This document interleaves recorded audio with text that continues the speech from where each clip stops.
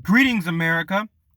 In this video, we'll be going over the Black democratic mindset and how it led to the destruction of the Black communities all across America. The Black mindset has been plagued by pathetic ideologies that were proven ineffective throughout time. The Black democratic mindset suffers from socialism, feminism, and fagism. The mentality that robbed Black strength from Black people, though few will realize it.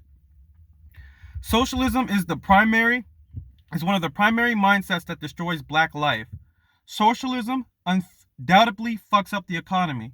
When the economy is fucked up, the prices rise and the cost of living goes up. When the cost of living goes up, that's when you start to see poor Black destruction. Now, I'm not a street nigga, and I won't pretend to be one. But it is apparent that a poor man will try to survive the honest way before doing something immoral and wrong, such as crime. When a poor, democratic Black individual feels like they are in survival mode, they start destroying their own people in the name of survival. This survival consists of selling terrible drugs such as crack, cocaine, heroin, and dog food to their own people, destroying Black potential. Socialist mentality is very destructive because it's not plausible.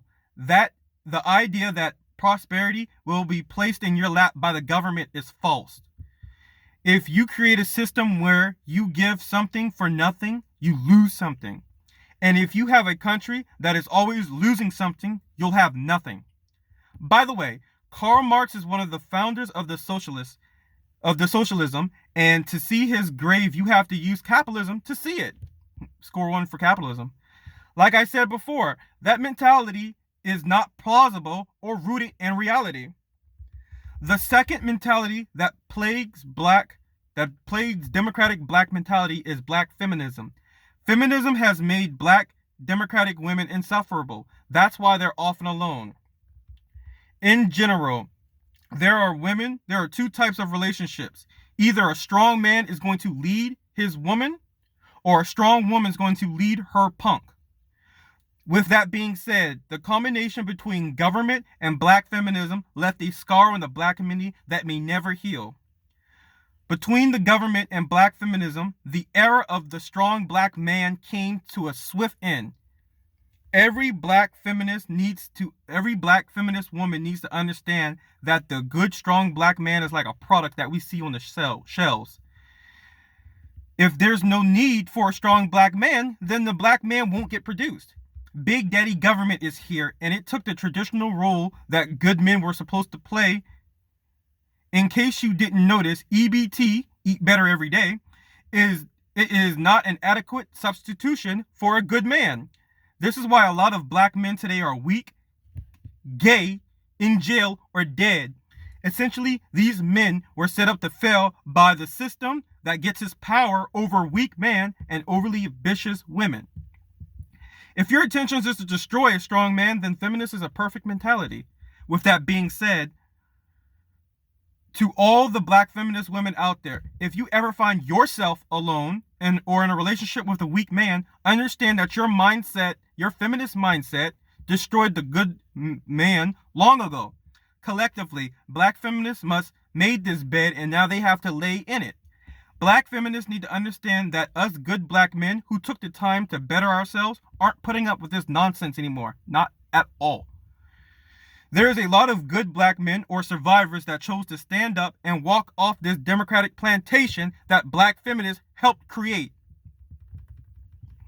So, Black feminists, if you see a good Black man with Becky or a Latina or an Asian woman, understand that that man went where he was championed and loved for who he was.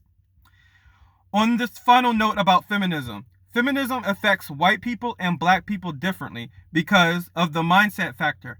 Our Black fathers told us to protect our people. So that is why Black men stayed dealing with Black feminist women even though they were being crushed beneath feminist ambition and government systems. This is a major factor why feminism was so destructive in the relationship between Black man and Black women. Black man and Black woman. But the white man is different, especially white Republican men. White boys' father told them life, liberty, and a pursuit of happiness. So when that white woman was not providing happiness for that man, he put that white bitch out and said, nah, he done with that shit. He wasn't playing with that nonsense. You know? He wasn't playing with it.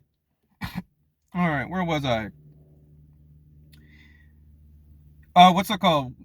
Life, liberty, and the pursuit of happiness. When the liberal feminist white woman started showing their ass, the white man cut ties with his woman and got a Latino woman, an Asian woman, or a black woman who was not suffering from self-destructive ideologies. If you're a black Democrat and you've gotten this far in the video, I salute you. Now let's talk on a huge scale. I am something of a utilitarian. Morals that brought human happiness on a large scale are morally good, but morals that took away from human happiness from the masses is morally wrong. With that being said, feminism did not make females happy. Socialism did not bring financial prosperity. It brought debt. I'm starting to believe that elitists, I'm starting to believe that the ruling class elitists did not reamp these pathetic mentalities to increase human happiness, but to create an ideology that can weaken people enough for slavery to a system again. Remember, they are the same fucking party. The state of the union is this. The true state of the union is this. You have ambitious elitists who use the government to weaken Americans by raising the cost of living and getting people hooked on government assistance so that they can be controlled. It was never about niggas versus crackers. It was never about men versus women. It was never about straight versus not straight. It's about power and who has it. The old divide and conquer tactic is still in play, I see. You only have two types of Americans. Those who chose to stand up and be free and accountable and bring prosperity to self, family, and the nation, or filth that is not accountable and brought only destruction and stagnation to their people and to their nation. And I'll leave it off on this final note. We black folks need to stop putting our energies into ideologies that don't benefit us. The white feminist movement, the white women liberation movement, we didn't create that. That's something that we didn't create with our minds. We didn't create that. We did not create that. It was a power struggle between a white man and a white woman. We ain't had no fucking business in that. And look what it done to us. Look at the loneliness, the destruction, the weakness that it created. The government got bigger and we got more apart from each other with that feminist shit. It's not right.